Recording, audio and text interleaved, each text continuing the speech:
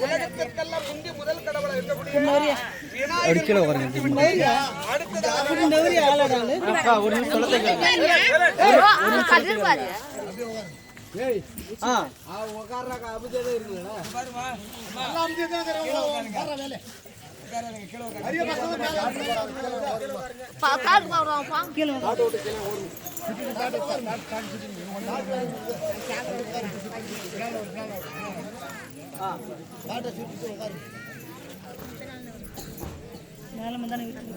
இப்போ அடுத்ததா பார்த்தா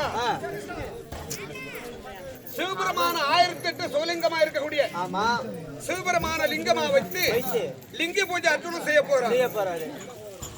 இந்த நேரத்துல மனசுல என்னென்ன குறை இருக்குதோ அந்த குறையெல்லாம் நினைச்சுன்னு ஒரு குடம் தண்ணி எடுத்து தருவேன், பச்சை தண்ணி ஊற்றுன்னு.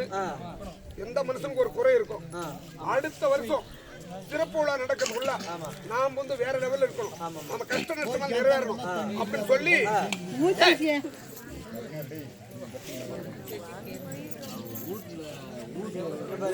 குறையில்லாத மனுஷங்க யாரும் கிடையாது.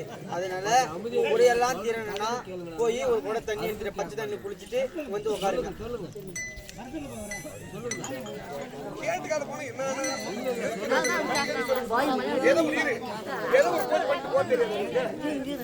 பொறுப்பா என்ன செய்யணுமோ முறையோட செய்யணும். நாங்க செஞ்சிருக்கிறோம். அதனால உங்களுக்கு என்னென்ன குறை இருந்தாலும் அந்த குறைய மனசு நினைச்சுன்னு இந்த வருஷத்துல நம்ம இப்படி இருக்கிறோம், அடுத்த வருஷம் சிறப்புக்கெல்லாம் நம்ம வந்து நம்ம கஷ்டமலை நீங்க நல்லா இருக்கணும் அப்படின்னு சொல்லி ஒரு குடம் தண்ணி எடுத்து தலைமை ஊத்தின்னு வந்து என்ன அதாவது கும்பிட்டு இருக்குதோ கஷ்ட நஷ்டம் இருக்குதோ அந்த நினைச்சுன்னு சிவபெருமானையும் நமது பகவானை நினைச்சுன்னு நீங்க எல்லாம் வரும்படியாக ஒரு தாழ்மையுடன் கேட்டுக் கொடுக்கணும். இந்த பாரு சாமி இருக்குதுன்னா இருக்குது.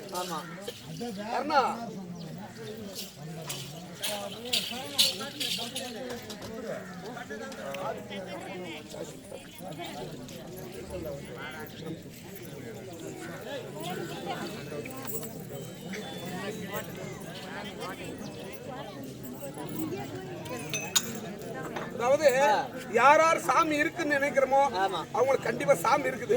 சாமியே இல்லைன்னு நினைச்சா கண்டிப்பா சாமி அவங்களுக்கு இல்ல. அதனால நம்பிக்கை இருந்தா ஒரு குடம் தண்ணி ஊத்தின்னு ஒரு குடையில கூட பச்சை தண்ணி கொஞ்சம் எடுத்து தலையில் தச்சுன்னு வந்து உட்கார்ந்து பூஜையில கலந்து கொண்டு கடைசி அர்ஜுன கிட்ட ஆசீர்வாதம்.